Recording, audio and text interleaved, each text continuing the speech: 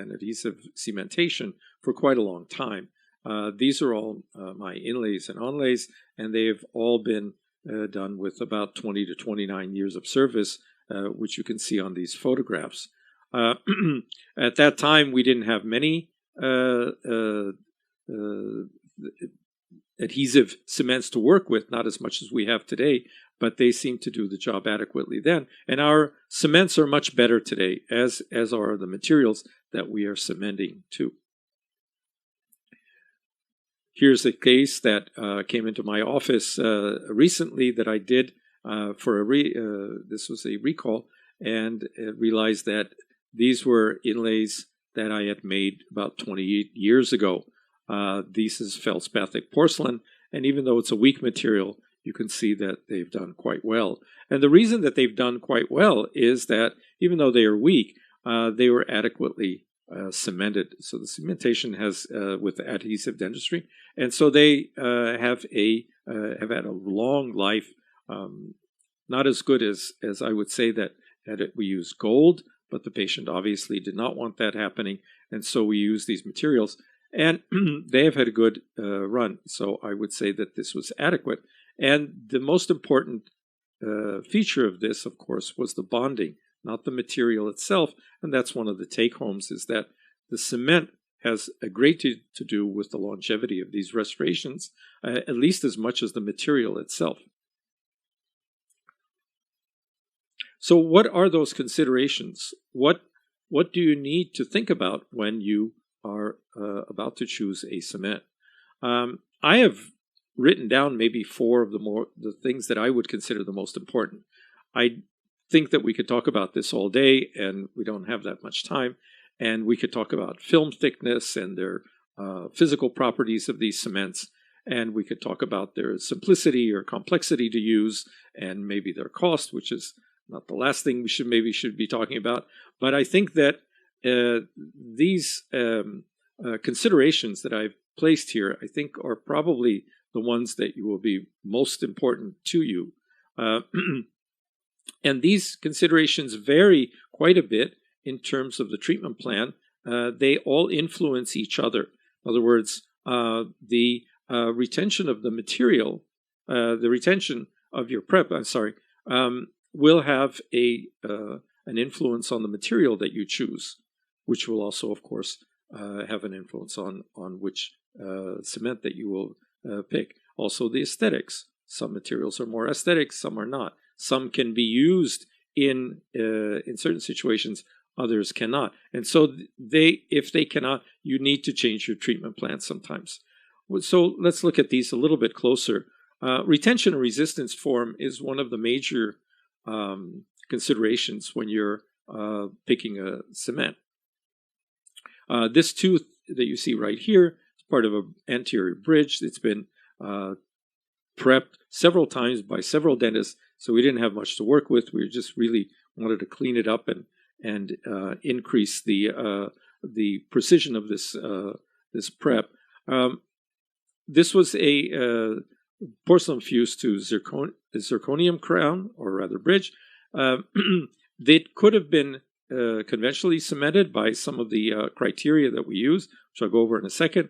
But for the fact that it's a rather short prep, it's a little bit over tapered, and the fact that it was in the anterior, and although it had adequate thickness, as you can see, there was a lot of tooth removed, so that means the material is going to be rather thick. Still, I thought that the cement might have some sort of effect on the aesthetics of the outcome, and so I used an adhesive cement in this case, and that was some of the considerations I took then. What are the things that we should look for? Well, of course, we remember from school that it was that we need about a minimum height of 3 millimeters in the anterior and 4 millimeters in the posterior. And then we have to equate this with the total occlusal convergence, which should be somewhere between about 6 and 16 degrees. If we're out of this realm, then we might consider using a cement that is stronger than conventional cementation. In other words, the prep maybe not being able to hold the tooth in place, the restoration in place, and therefore we will need to use something, rely more on our cements than before. Especially this would be true if your height is inadequate while the total occlusal convergence is also above 16 degrees. This would be something that was most important when picking our cements. What about a case like this? Well, depends on what we do. We prep these for crowns, maybe conventional, and depending on the material we use, could be conventional cement. But in this case, we were doing a non-retentive prep, which is a veneer in this case. So what kind of cement should we use? Well, of course, it's adhesive. You know the answer to that. In this case, there is no retention, and the cement is the only thing that's holding this in place. So this must be a strong cement, the strongest. Of course, this adhesive cementation. And we need to pick a material that you can bond to easily and long-lastingly. Okay, so this is where the prep itself, or the decision to make that kind of restoration, will determine the cement, and it will also determine the kind of material that we're going to use. In this case, it was lithium disilicate with a cutback, so that there's porcelain veneered on top of this. You can see the final very nice result that we got from that. A good pairing. What about posterior teeth? Well, of course, it's the same. If you're doing a crown with all the criteria that we just mentioned, we could have our choice of materials and choice of cements. But in cases like this, when we have non-retentive preparations, you will want to use a very strong cement because that is the only thing that is holding the restoration on the tooth. We are not using retention built into the preparation. And so here you want the best adhesion that you could possibly get, and we'll talk about what that should be. These are the same. Consequently, we also want materials here that we can bond to the tooth with long-lastingly.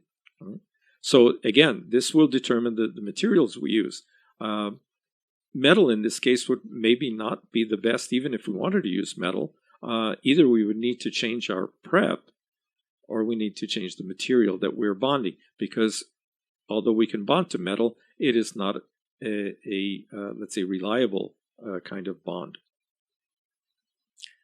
Should we use metal? Yeah, of course. In certain situations, it's a wonderful material, and gold has certainly lasted a long time, as you saw. However, not only because we cannot do minimally invasive dentistry with metal, it's difficult, but also because our patients don't want us to use metal anymore in their mouth. We are looking at white materials, and so basically we were talking about white materials, and that means usually porcelains or composites is in this case, and that's what we were talking about, how to adequately cement those materials, and which cement should go with which materials.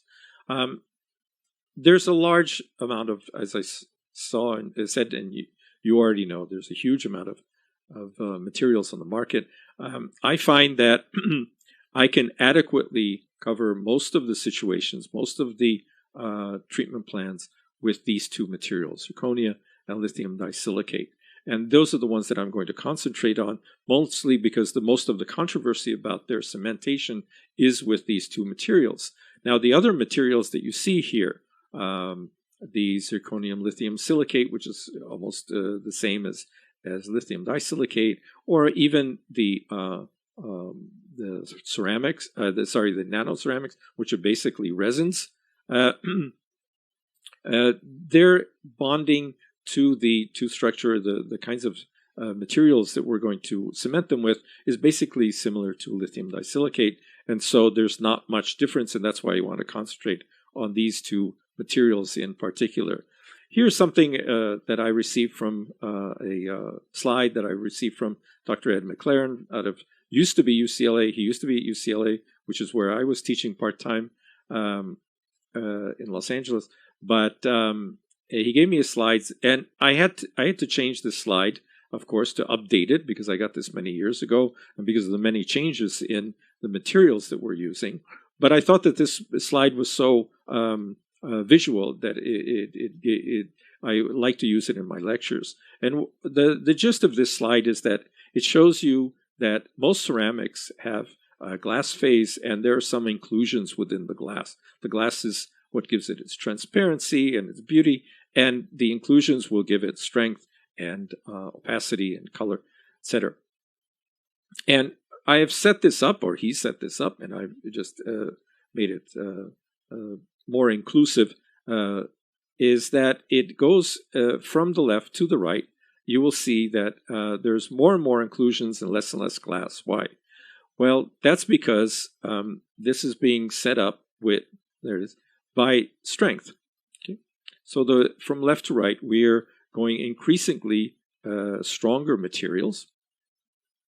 And you see that one of the reasons that they are stronger, and you can visually see that, is that they have more inclusions. They have more particles in them and more regular particles, until we get to the polycrystalline ceramics that have that are only particles, and they are there is no glass phase here. What does that say to us? Well, one thing is that this makes it strong. This material is the strongest material we have in terms of non-metal materials. It also means that the translucency of these materials is such that because there's no glass in zirconia, is that they are the least, let's say, aesthetic of the materials, and the most aesthetic, of course, still is feldspathic porcelain, which is again the weakest material that we're using. Okay. So, what does that tell us about the cements? Well, one thing that it comes out of this, and that is made visually obvious, is that the silicates, even though they're the weaker materials, they have the glass phase, so they are etchables. So that means that we can create micromechanical retention in this area, whereas the oxides, where we have no glass phase, at least up till now, are non-etchable. That means that there is no way at the present time, although they're working on it, about how to make micromechanical retention on zirconia crowns or restorations.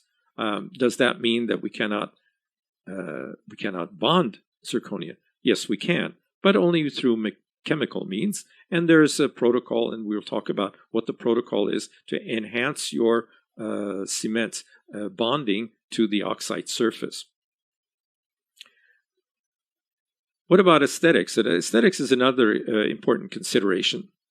These are lithium disilicate crowns, and as you probably, most of you use this, you know that it can be a very beautiful material, and it's quite can be quite translucent, and has really good strength, sort of a middle strength of all the materials that we're using right now. Here's a case, very typical kind of case we did many years ago. This is actually a full mouth rehabilitation. This is just before cementation. We'll talk about how to treat the tooth surface, not just the restoration surface, adequately. And this was the final result, actually a little bit before the gingiva had a time to mature. This is also lithium disilicate with a cutback so that it is veneered with feldspathic porcelain. And you can see the nuances that can be brought out by a good technician. Can we use other materials? Are there stronger materials that we can use in the anterior? Sure. Zirconia could be one of the materials, but one of the drawbacks of zirconia as a very strong material is that it is not translucent enough. So the manufacturers have answered this with the new so-called anterior or translucent zirconia. This is a unique zirconia. This is called MT Multi. This material actually incorporates two different types, translucencies of zirconia, and also two different strengths of zirconia. The incisal edge is a 5Y zirconia, so it is about 650 with this manufacturer. It's about 650 megapascals, while the rest of the tooth, the body, 2/3 or so, is 4Y zirconia that pushes the flexural strength up to about 850. Now, two questions come up in this. One is this material strong enough that we can conventionally cement it? And the other is, even if it is, should we conventionally cement it? What about the aesthetics? And we'll have some answers to that in a little bit during the lecture. Here's another material. This is also zirconium. This is also a marriage of two different strength of material. This happens to be 5Y, the very 650 type material. So in terms of flexural strength, but the body in this case, because it's being used for the posterior, is 3Y zirconium. So that is the regular zirconia and the strongest zirconia that we have at the present, and that has about 1,100, 1,200 megapascals of flexural strength. What about the cementation material like that? Should it be conventionally cemented because of the strong material, and what about the aesthetics? Well, because it's in the posterior, probably conventional cementation of this would be adequate. However, use of an adhesive cement or an easy cement, in other words, an adhesive cement that is not complicated in its use, might be a better choice because of the aesthetics, even though it is in the posterior of the mouth, and we know that there are some patients who are quite demanding. Another thing to consider is not only the material itself, in other words, the type of material that we're using, but the thickness of that material. Here's a study done to determine the translucency of materials at different thicknesses. And you see here the flexural strength of some of these materials. So what we have is one lithium disilicate, which is about 400 megapascals, compared to a slew of zirconia that is somewhere close to about 1,000 megapascals. Now, if we looked at each of these materials according to the manufacturer's recommendations, we see that Emax, or in this case, or lithium disilicate, which is recommended to be used in the posterior at 1 millimeter, has the same translucency parameter as a typical zirconia, which is recommended to be used at 0.5 millimeter. So you see that these are actually equal. And if you look at the other materials in this group, you will see that they are also 0.5 millimeter is the recommended, or at least the minimum recommendation for their thickness. They are actually more translucent than the so-called very translucent lithium disilicate. So this is another reason why you might want to think, well, even though you can conventionally cement the zirconia, in certain areas you might want to use an adhesive cement because of the aesthetics. Here's a case in point. This was the same as I showed you before. This is MT Multi. This is a material that's a more translucent zirconia. In fact, two types of zirconia. It's rather minimally prepped, although you do need adequate preparation for this. And this was a compromise. We could have used lithium disilicate in this case to make it a little bit more aesthetic. But as you'll see in a minute, why we chose this rather structurally stronger material. But even though it's structurally stronger than lithium disilicate, here are the preps, and here's what it looks like in the mouth, and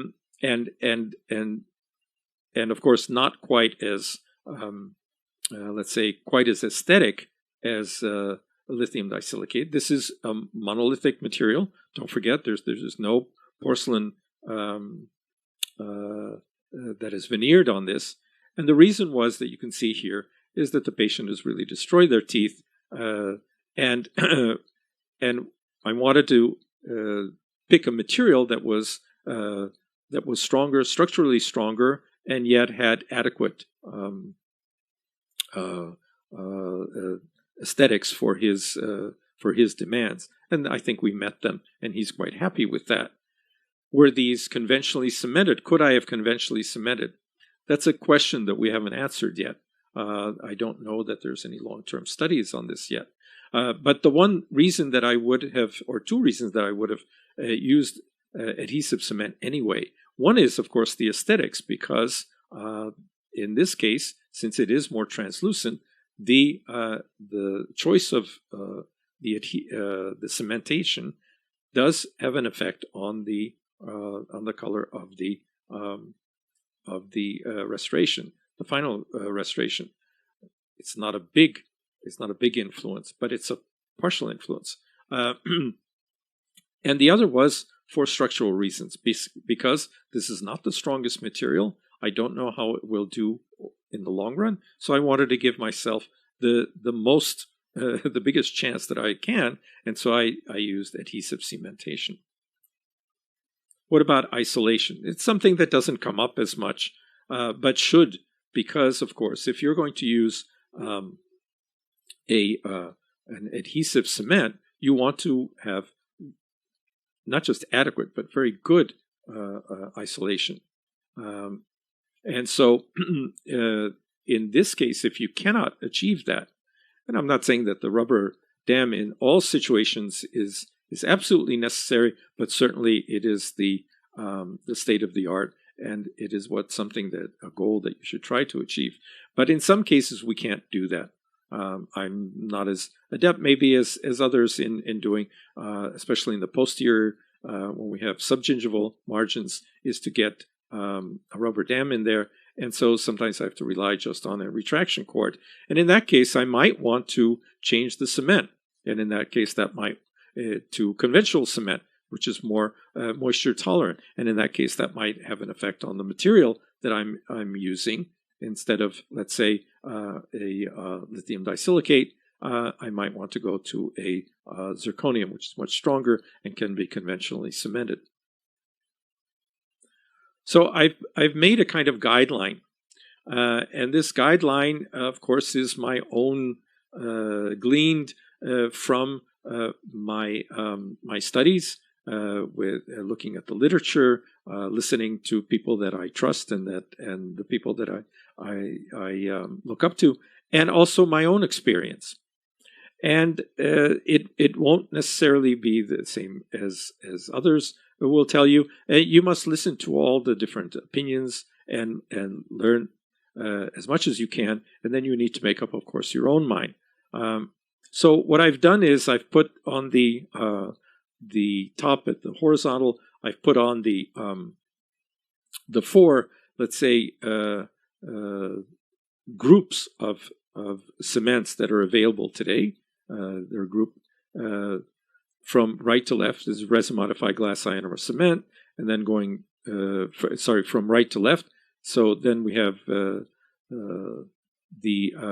self-adhesive resin cements. Those are, of course, adhesive now. And the self-etching resin cements, and finally the resin with a dentin bonding agent. You can see the little arrows on there. It shows that the bond strengths of these materials, resin with a bonding agent, with dentin bonding agent, is the strongest of these materials, and resin modified glass ionomer is the weakest. I've also drawn a longer line, or a thicker line, between resin modified glass ionomer cement and all the others, because the materials to the left are the adhesive cements, and the ones to the right are cohesive. In other words, what we normally call conventional cement. There's quite a difference between the two, and we'll go over that in a second. Then we'll come back to this, and I will try to explain myself, and then after that we'll go into the protocols of which of how to cement with both of these types of cement. So let's look at the cohesive versus the adhesive cements. The cohesive cements, in other words, the conventional cements, when you use this, you must have a material, since these are the weakest cement, you must have a material that has high strength itself. So in this case, in the materials that are available today, I would say that they need to be either metal-based or zirconium. Those are two materials that I think that you can really cement cohesively successfully. But in that case, since these are weaker cements, the preparation must have the required retention and resistance form, which of course means that it is much more invasive, and and you're weakening the tooth structure. These materials are also easy to use. They're very user-friendly. They tolerate moisture much better than the adhesive cements, and they are low cost. So on the other side, we have adhesive cements where the material itself is not important in terms of strength, because even weak materials, as you saw before, in terms like feldspathic porcelain, which is the weakest material, can have a long life, can be successful over a great period of time if they are adequately cemented, strongly cemented. And the reason is, of course, that this is a strong cement. It adheres very well to both the restoration material and the tooth structure. And therefore, a retention and a resistance form is not required. It's always a good idea to build that in. It certainly adds to the strength of and the long-lasting ability of that restoration, but it's not adequate, not absolutely necessary, because in this case you're relying on the cement and not your preparation, which means, of course, that we can make these preparations much less invasive, and so we are saving tooth structure, always a good thing, and being more minimally invasive. But because these are rather technique-sensitive materials in terms of their cement, isolation and moisture control is a must. So that makes them difficult to use. They are also multi-step materials, and that makes the whole process longer, and of course the material itself more costly. A tip here, and something I will emphasize several times during this short lecture. One is that the enamel bond is predictable. That is the reason that veneers have been such a success. They are a success where you leave adequate amounts of enamel. That is, I could say that's probably the same for posterior restorations, especially if they don't have retention resistance built into the preparation. The dentin bond, on the other hand, is much less predictable. It degrades much more over time, and so it is something that we need to be wary about. When we have a lot of dentin, you might want to think about putting in more retention and resistance form in your preparations to back that up, rather than relying on your bonding material.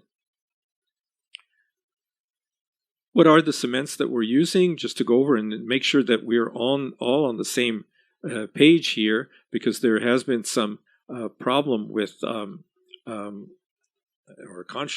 let's say nomenclature, so that we all know what we're talking about here.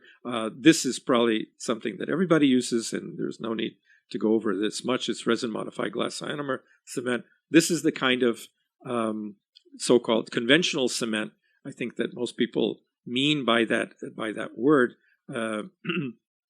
It's, you know, that it's an acid-base reaction, and it does have some chemical bond to the tooth structure. It can bond somewhat to the restorative material, and there's one that I will mention about how to achieve a little bit higher bond strength. But the bond strengths are either to the substrate or to the tooth are not very high. So that mechanical retention is required when you use conventional cementation, and it doesn't reinforce the material, the structure of the restorative material to a great extent. So that is a limitation of these cements, but it is a user-friendly kind of thing. It is less expensive than, usually less expensive than adhesive cementation. What about the least of the least strong of the adhesive cements? That would be self-adhesive resin cement. Self-adhesive resin cement is a composite cement, meaning it's resin, but all the requirements for bonding, etching, priming are built into the cement itself. There's no separate bond that you need with this material. But of course, you can understand that when you put everything into one bottle, that it will have the least quality, and these have, at least up until now, the lowest adhesive bond strengths. Their mechanical retention may be required on these because of their low bond strength to the tooth. So in other words, preparation. This has been a little bit of an area of controversy about how adequate these really are. But I will say, and I will repeat these again, I don't consider these materials strong enough to hold any of the materials onto a non-retentive prep. So whenever I use these materials, I want to make sure that the prep is retentive. The next category of resin cement, broad category, is self-etching resin cement. This also has, as before, a dual cure cement. But in this case, this material comes with a bonding agent, in this case, a self-etching bonding agent. And that's usually dual cured. So when we say self-etching resin cement, it's not the cement that's self-etching, it's the bonding agent that's self-etching. So if we look at this, in relationship to the self-adhesive resin cement, the difference will be really is that there's a bonding agent involved, and that bonding, the etching and priming of the tooth is in the form of the bonding agent, not the resin cement itself. So again, when you separate out, it increases the quality. And as you can see here, it's a kind of internal, this is a company graph from their internal research. But the idea here is that they are comparing to self-adhesive cements, but they're also comparing it to their own self-etch resin cements. And you can see that the self-etch resin cement is much stronger than the self-adhesive one. Now, whether this company's self-adhesive resin cement is better than another company's, that's wholly not the important thing in this graph. It could be better, it could be worse, I don't know. The main thing is that neither of them have enough bond strength compared to the self-etch resin cement. This was in 2008, I might point out, and the self-adhesive cements have improved, but they still don't really measure up to the self-etch resin cements. I did put in this slide of another self-etch resin cement. This, as you can see, has a dual cure resin cement and a two-bottle self-etch bond. The reason I put this here is because the bond here is rather unique, and I really don't know if there's another company or a product like that. This material, the bond that I'm talking about right now, the self-etch bond, is chemical cured. It's not polymerized. It's not dual cured. It's not light cured. It's self-cured, which is unique, I think, right now at least, because I don't know of any material that will do that. So I just wanted to point that out. And then we come to what is probably the oldest material that we have in terms of resins, adhesive resins for cementation, and that is the resin cement with a bonding agent, with a dentin bonding agent. This material, as opposed to the others, although it comes in a dual cured form, it also comes in a light cured form. And that's important because when you're cementing, especially veneers, you really don't want to use a dual cured cement. You want to use a light cured cement. You want to give yourself adequate time, and there's plenty of possibilities for curing this material. In the posterior, you can use light cured cements. You could use actually heated composite. Many people have used that. I use that occasionally.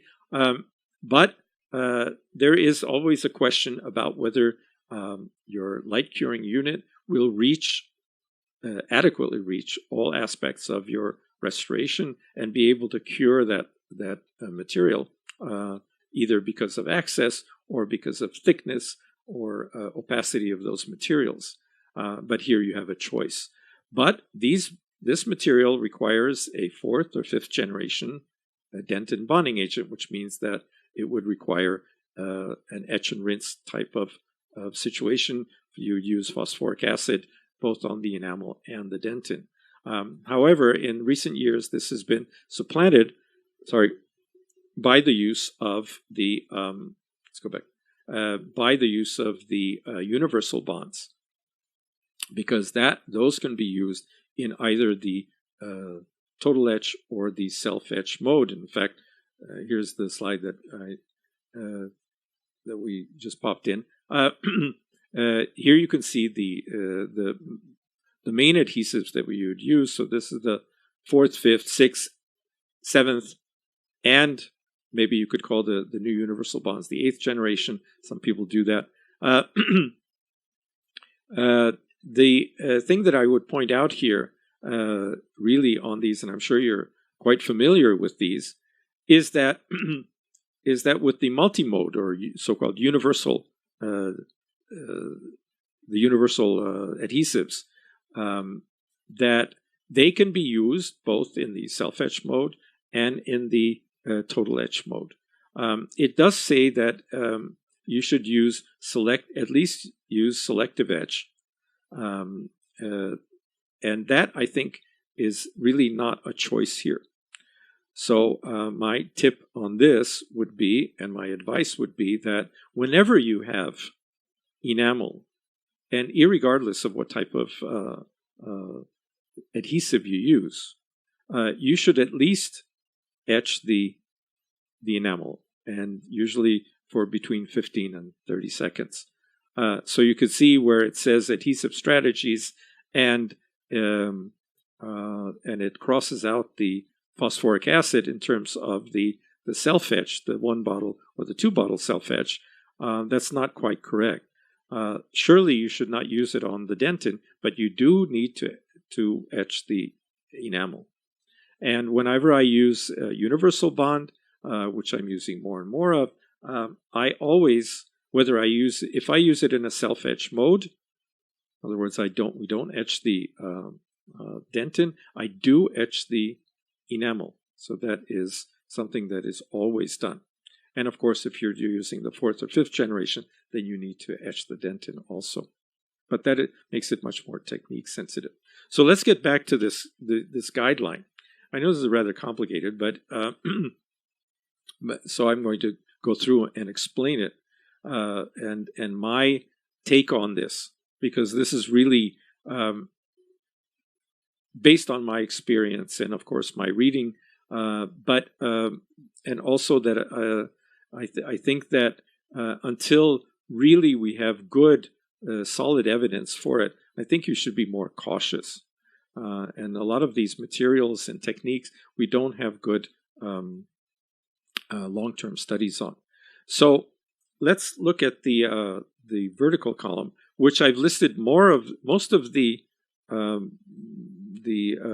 materials that are available to us today. So let's start with metal base. What would you use with metal base? Well, if you have adequate retention resistance form, I think that resin-modified glass ionomer works extremely well. I've used it for many, many, many years, and I've really had no problems with it. The only reason I would use an adhesive cement for a metal base is, again, if there was not proper retention and resistance form, and I wanted to enhance the bond to the tooth. Can you bond to metal? Yes, but it is not the strongest of bonds. But there is a way, and it is very similar to the way you would bond to zirconium. One thing you must remember, though, and here's another tip, let's say, or something to consider, is that all of the dual cured cements will benefit by light curing. The reason that you would use a dual cure cement is that because you're feeling that your light cure will not reach all of the areas, and that you still get some polymerization without the light. However, you will enhance the bond, or rather enhance the conversion of the monomer to the polymer if it is polymerized with your curing light.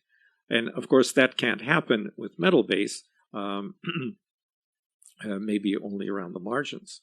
So that's one of the reasons that I would not normally use an adhesive cement for metal base. But it will adequately work, or maybe a chemical cure would be the best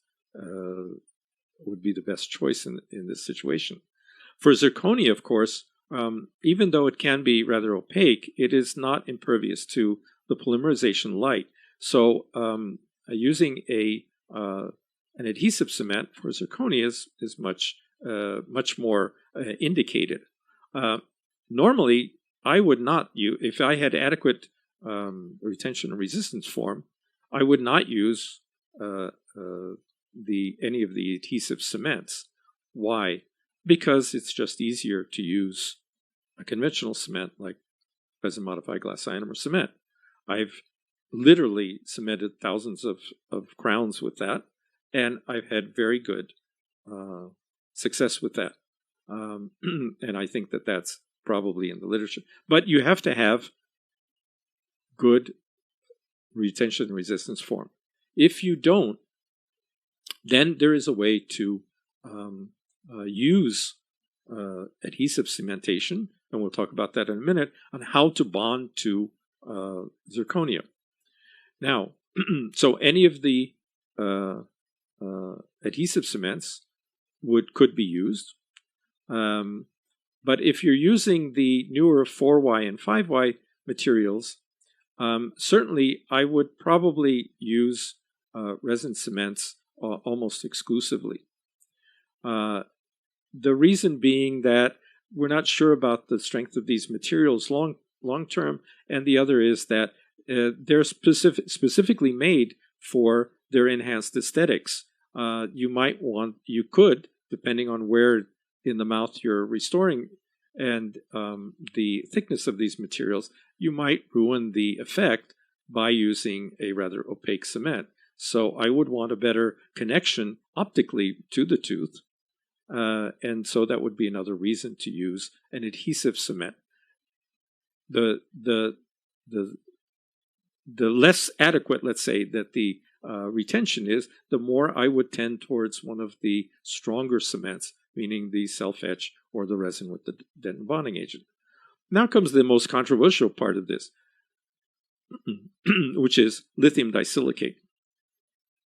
It stands to reason that if you're doing, depending on the restoration itself, if you're using lithium disilicate for a veneer or an onlay, obviously you want to use a resin cement. There's no question about that.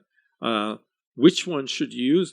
Well, in my mind, you would need to use one of the two strongest ones. So either the resin with a dentin bonding agent or the self-etch resin cement.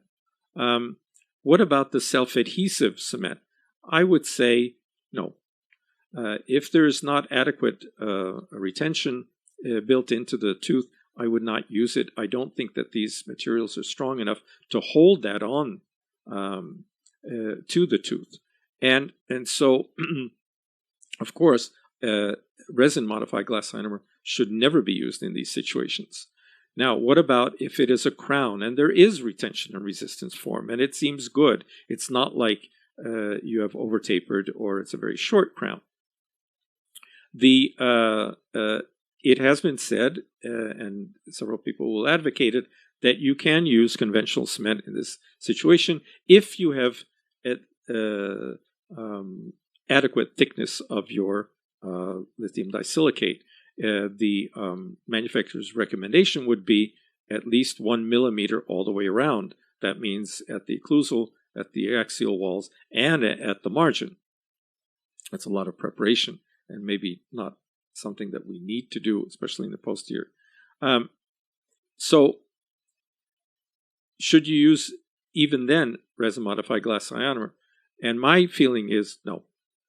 That's why I put an X there, and there's no equivocation on my part. I don't use that. I just don't think it's adequate, even though it is a stronger material. It's a sort of middle strong compared to something like composite or feldspathic porcelain versus, let's say, zirconium. But that is my take on it. At minimum, I would use, with that kind of situation, I would use as I said, a self-adhesive resin cement. But usually I would go for a stronger cement, just to be sure. I want to sleep at night, and I know that with those cements, that it will be, lithium disilicate will be working at its top means. In other words, it's sure to work the best. Self-adhesive, I think, may be a compromise that I don't want to make. What about lucite reinforced or any of the others that are much weaker than the aforementioned materials? Those, I think, are obviously need to be reinforced. The material itself needs to be reinforced, and they need to be, therefore, they need to be cemented with the strongest cements, which are the resin with the bonding agent or with the self-etch resin cement. I would not use self-adhesive in those cases, even if there was adequate retention and resistance form. So that is my take on it. I hope you understand that, and that has helped you in some ways. I understand that not everybody will agree with that, but that is what I do in my practice. What about the protocols? How do you go about doing this? And because there's some controversy in there too.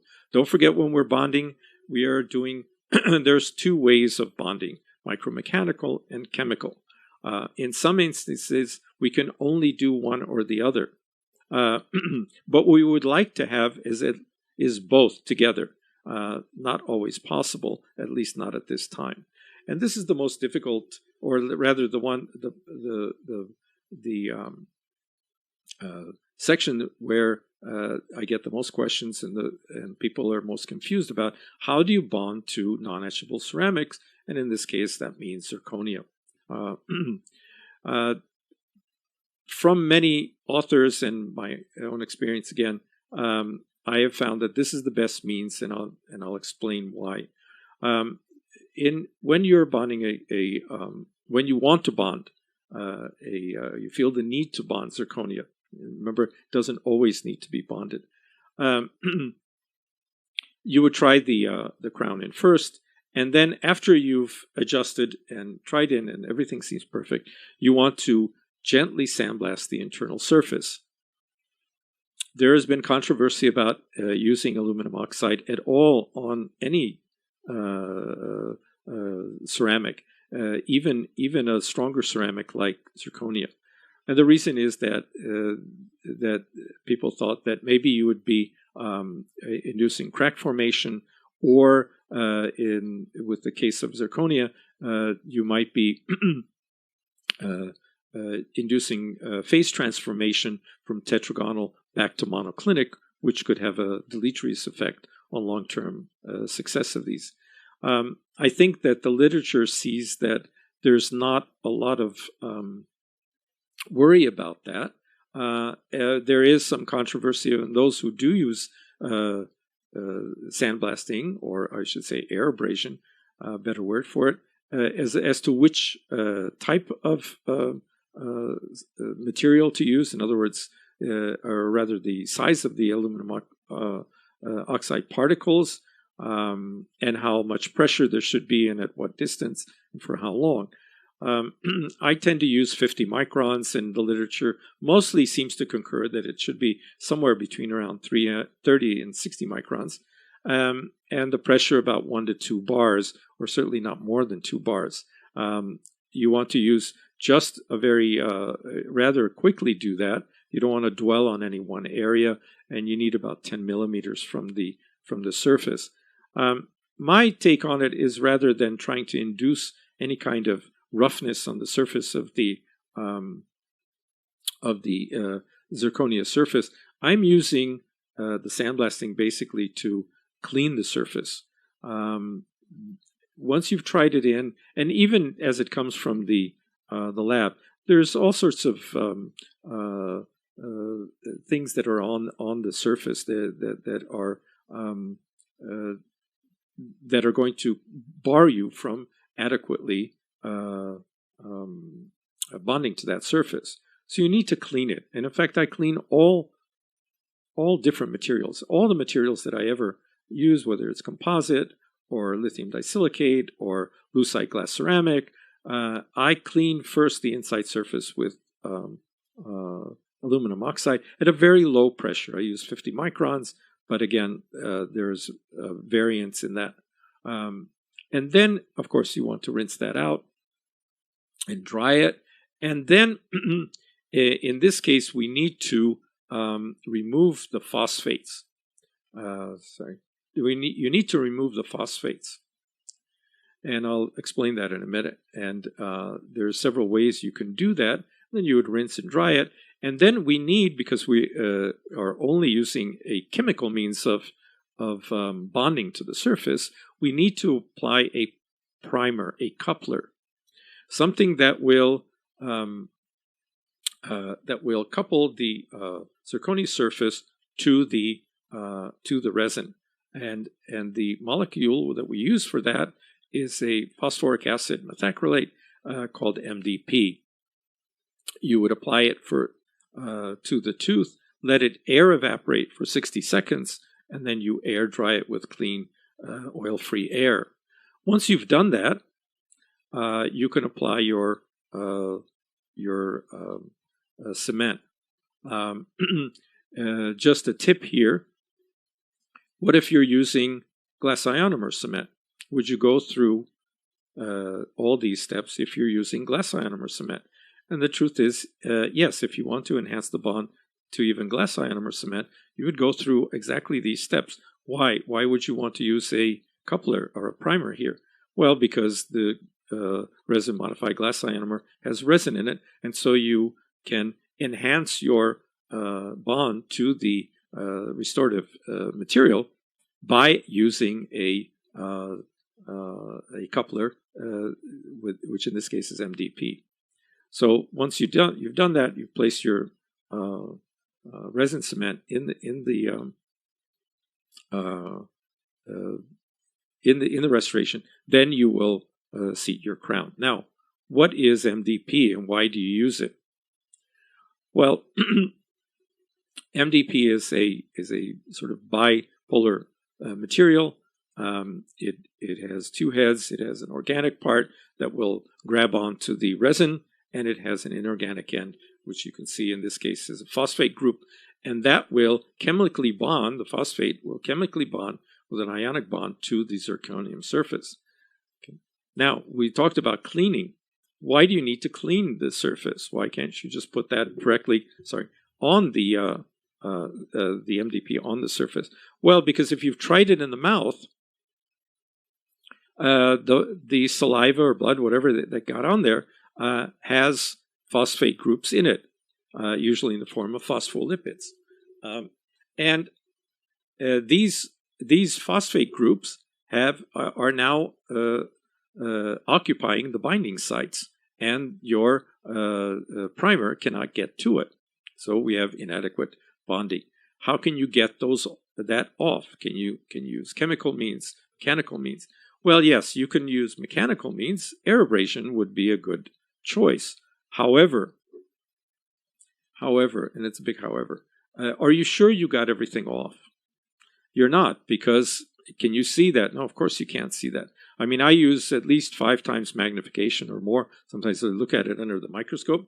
All I can see is that I've cleaned the surface and it seems homogeneous. So I've cleaned it from sort of macro particles. But I don't really know if I've touched all the surfaces. There's not a really good way to test for that, especially if you want to enhance the time element, because this is going to be a long bonding process. So what I do is I use some sort of chemical means as a kind of insurance policy. And there's 2 things you can use. One is, in the literature, it says that you can use sodium hypochlorite. Things like, if you're thinking about alcohol or acetone, they actually will not remove the phosphates from that surface. Sodium hypochlorite probably will, or you can use a dedicated cleaner, something that is on the market from manufacturer. Ivoclean happens to be one of them. There's something called Zercleaner. So there's lots of products on the market. You could choose one of them. And the way I know that the way that Ivoclean works is that it has zirconia particles in an alkaline base, and these great huge number of zirconium particles, because of the surface area gradient, will just pull the phosphates off to themselves. They act like a sponge, and then because it's water soluble, you can just clean this off with water in a water bath and remove them, and now you have a pristine surface. Phosphoric acid obviously is not something you want to use. You're just doing the opposite. You're putting phosphate groups back. So I use something like Ivoclean or sodium hypochlorite in a water bath, just to be sure, and that gives me peace of mind that I have really a clean surface, and now I can paint on the primer, the MDP, and it will be. I will get the maximal bond that I could possibly. Here's an illustration of this. This is from Blatz in the Journal of Dental Research, and you can see on the left side where the zirconium surface has not been pretreated either by air abrasion or the MDP.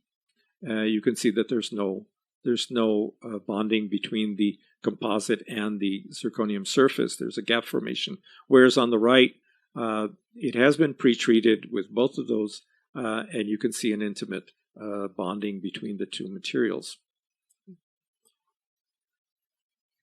What about cementation of etchable ceramics? This is something that's probably more familiar to everybody because this has been around longer.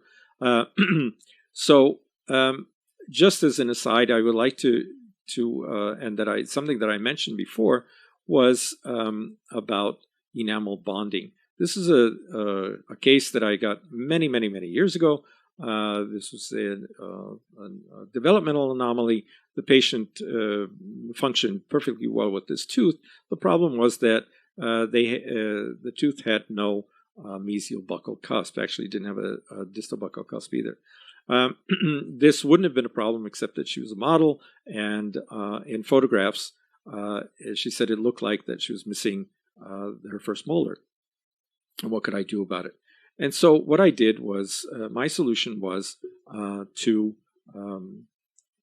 take an impression and make 2 porcelain veneers, and there they are. And these porcelain veneers have been in service now for 29 years, going on this year. This, in today's jargon, would be considered a no-prep additive occlusal feldspathic porcelain veneers. How come they did so well?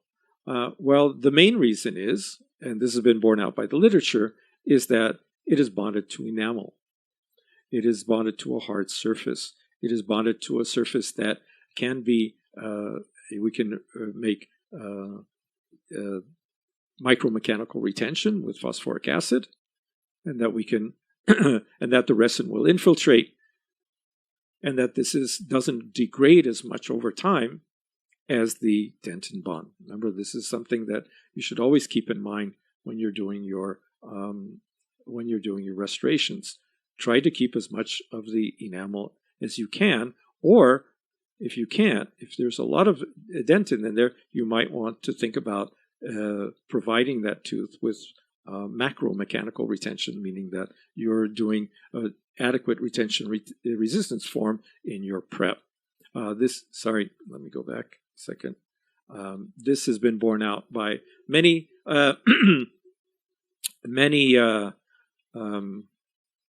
people and researchers, and it shows that even weaker materials or materials that are thinner than what is normally required can do very well long term, as long as they are bonded to strong substrate, and in that case, this is enamel. What about lithium disilicate?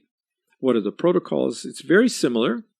You're going to try it in, although in this case I would not adjust the occlusion. I would wait for the occlusal adjustment until after it is bonded, just to make sure that we're not inducing some sort of crack in the restoration. Again, cleaning with air abrasion. Same thing, 30, 60, I use 50, and a very low pressure. I'm not inducing any sort of roughness. Especially in this case, we're going to get the roughness from the etching, from the hydrofluoric acid etching. So that's the next step. Once we clean out the aluminum oxide, we etch the intaglio surface for, in this case, 20 seconds with 5% hydrofluoric acid. Is that the protocol for all? No. That is the protocol for just lithium disilicate. For others, it will be different. Feldspathic porcelain depends on the type of material. It could be 90 seconds, could be 150 seconds. You need to go to the manufacturer to find out what the adequate or the optimal etching time is, and the concentration of your etchant. Again, this is hydrofluoric acid. Don't forget. There will be, and I must point that out, that some things like lithium disilicate, there is in the literature, you can see that with more concentrated hydrofluoric acid or longer etching times, or both, they do get better, seem to get better shear bond strengths. However, they do give up something in the flexural strength of that material. That is the reason that the manufacturer recommends this concentration and this etching time, because probably it is a kind of compromise between adequate retention and reinforcement of the material, and yet not weakening the material itself. Okay. And then you would clean this off. I normally put it into a water bath, an ultrasonic water bath. After it's been etched, you must rinse it off. I put it into a water bath with usually warm water or alcohol, and you must dry it very well, and then you will apply your coupling agent. Again, we're going to use a coupling agent to give us and enhance. In this case, we're enhancing the micromechanical retention. Remember, if you want good bonding, the best would be both chemical and micromechanical. And in this case, we use silane. And then after that, of course, you add your you either use a bonding agent, or you will directly put the resin cement on the tooth. Here's the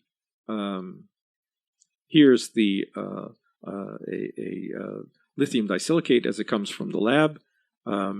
Here it is, air abraded in the middle, you can see that, and then the etched surface. You can see how much, even coming from the lab, how we get a much more homogeneous surface once we use air abrasion, just to clean it from any macromechanical particles or whatever that might have contaminated the surface. And then I think we get a much better etch and therefore better bond with that. Here you can see these discs. This is Emax that I got directly from the manufacturer, and yet they're pristine. They haven't been anywhere, and yet by just using air abrasion, I can get a much cleaner surface, as you can see, the air abraded surface, and I think that we get a much better etch in that case. So what do we use on the surface? In this case, it's silane. It's a silane methacrylate. Again, it has an inorganic end. This is what will bond to the surface with a covalent bond. You can see in the bottom, and the other end of the molecule is organic that will grab onto the resin cement. And not only is this enhancing, by the way, some people don't use silane because they say, well, we already have a micromechanical locking. Do we really need the silane? It's a plus step and more material. I think we do. Why forego that, for one thing? And the other one is that the silane is not just the silane is not just coupling the resin cement to the glass phase of the restoration of the glass ceramic. It is also wetting the surface, so you get better wetting and better flow of the material into those micromechanical interlocks. So it has a double function there, and I think that should not be. I think most of the literature shows that you get a much better bond if you use silane. Here's a flow chart. Again, not much difference between the two in terms of the number of steps. The only difference, of course, being that when you're the lithium disilicate, you're going to etch, and the zirconium oxide you can't etch. So the next step would be just chemical cleaning after the aluminum oxide conditioning. And then the linkage is also the same in terms of that you have to use a primer. The difference is that in one case it's silane, in the other one it's the phosphoric acid monomer, MDP. Okay, some chemicals, some companies will make MDP and silane, so a liquid that has MDP and silane together. They usually also contain metal primer. Okay, we didn't talk about that, even though I said that I might mention it. Is that the protocol for metal, for bonding to metal, would be the same as zirconium. The only difference is that you need a metal primer instead of the MDP, although that works. And most of these materials have metal primer in them. However, you can get all of these, silane, MDP, metal primer in separate bottles, and sometimes that's the best way to do them because, again, once you put everything into one bottle, it tends to lower the quality of these materials. What about the treatment of the tooth surface? We just hinted on that for a while ago. Basically, in my mind, I think the best, and it's a little bit controversial too, is that is air abrasion. Again, I'm not trying to roughen the surface as much as I am to clean it. And I think that is the best way to clean it. You can use brushes, you can use chemical means, you can use ultrasound. But I think that really the best way that I have found trying all those ways is to use air abrasion. And I use that air abrasion not only for when I am adhesively bonding, I'm also using it when I am conventionally cementing. So I want to clean the surface because, as you can see, that kind of surface is what you would want for any kind of cementation. Doesn't really matter if it's adhesive or cohesive. Here's an example of brush, using a brush in the middle. But to my mind, that is the real cleanliness you want. That is a nice, pristine surface that you can adequately bond to, or conventionally cement. I use the same protocols in terms of cleaning when I conventionally cement as when I adhesively cement. It's the same thing. I want to get the maximum amount of adhesion to the tooth surface. This has been adequately, I think, researched. I think the ones that the research that has shown that it doesn't make a big difference, those are not clinically relevant researches. They don't show any biofilm and that kind of thing, and those things make a big difference in a clinical setting. I think that everyone should have minimum a microetcher, which you see on the left, and maybe a box to collect the dust box. Can you use those microetchers in the mouth? Yes, but they create a lot of dust. So I use an enhanced kind of thing with such as the ones that you see here. That's actually my office. We have 3 of these, even though it's a small office. We use them for everything. And the reason that these more expensive units, I can control the pressure quite a bit, because you want to use very low pressure here. And it's important that you use low pressure. You don't want, because although you want to use a rubber dam whenever you can, sometimes it's not possible, especially when I'm using conventional cementation, and I still use that. But you can adequately protect the gingiva. And if it's very low pressure, even if you do, if the particles do hit the gingiva, they will not penetrate it. They will bounce off. So that is not a problem. It never has been. I've been doing this for more than 25 years.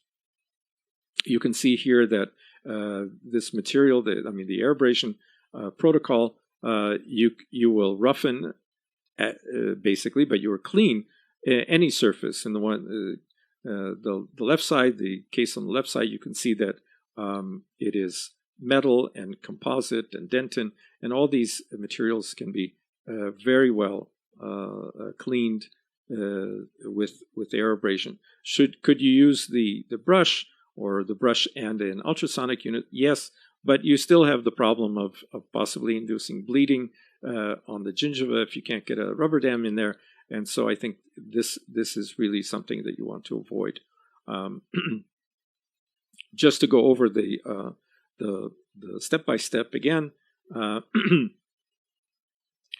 this is would be a posterior, let's say, lithium disilicate crown or onlay. Of course, cleaning with air abrasion, as we just mentioned, on the intaglio surface. Hydrofluoric acid in this case, depending on what material we're using. If it was lithium disilicate, it would be 20 seconds with 5%. If this were a zirconium, of course, we would not use hydrofluoric acid here because it cannot be etched.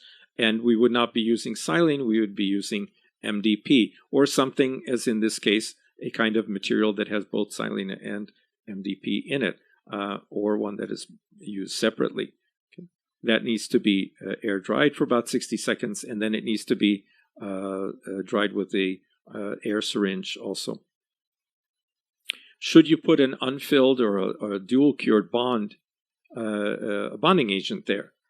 I put that in parentheses because not everyone uses it. I use it sometimes because I think I get better wetting of the surface and enhancement, but that is not always borne out in the literature. So that, and some people would forego that step and put the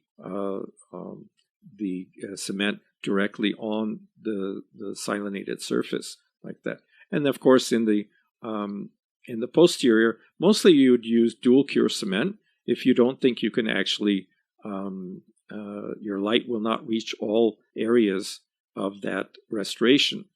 But you could use a light cure cement. You could use, especially for an onlay or something like that, you could use heated composite.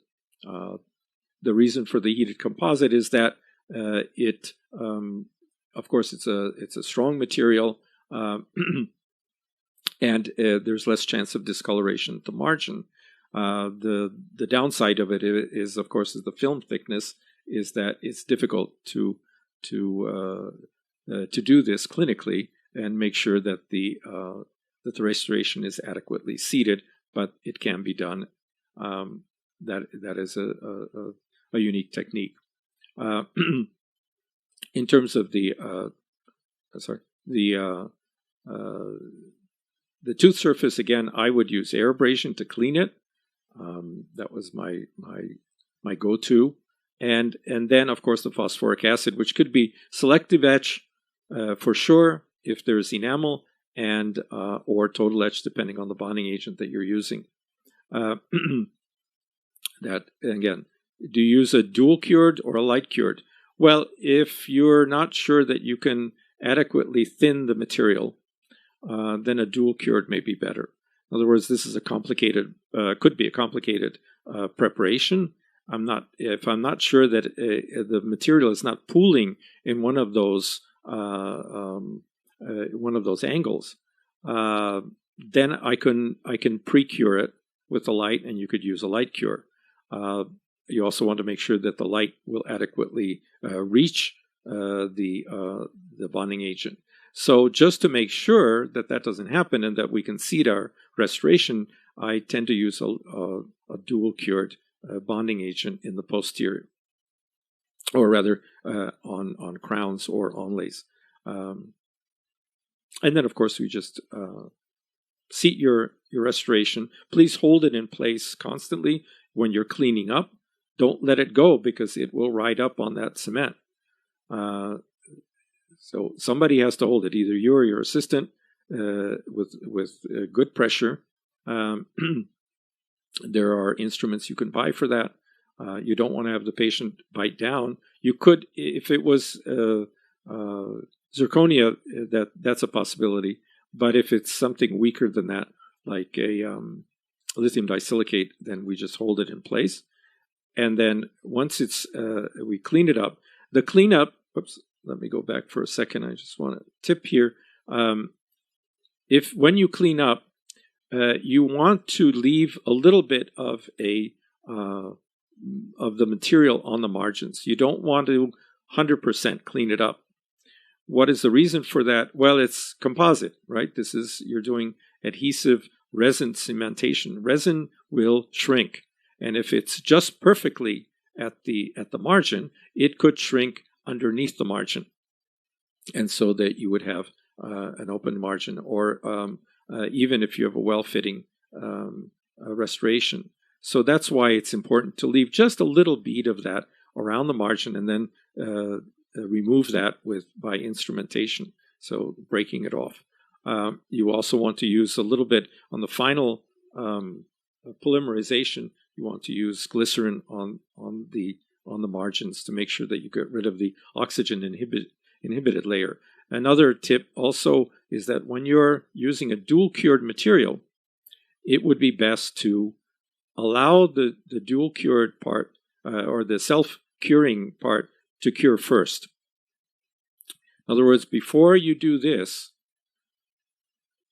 which you should, remember that all dual cured materials are enhanced in terms of polymerization conversion by the light source. However, it's a good idea that you don't immediately hit it with the light. You let the self-cure part cure first. That could take up to a couple of minutes, depending on the material, and then you would enhance it with the light cure. I normally use about a total of about 1 minute on each side before the patient leaves, not all at once, but in parts. So that would be what is the tip of the day for that. And the adhesive cementation of veneers is actually basically the same. The only difference here would be that I normally would put an unfilled bond. Again, not entirely necessary, but an unfilled bond I think wets. And in this case, it's easy because it's light cured, and your light can penetrate the veneer since it's a thin restoration. And so I put it just for wetting. Make sure you drive off all the solvents and thin it out very well. And don't light cure. I normally do not light cure that. Then you would put your light cure cement. This is the biggest difference. For sure, you want light cure cement.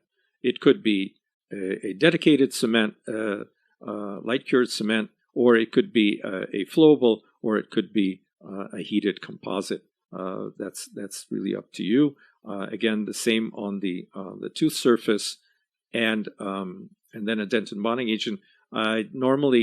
Here you can light cure the dentin bonding agent on the tooth surface because it's a rather flatter prep.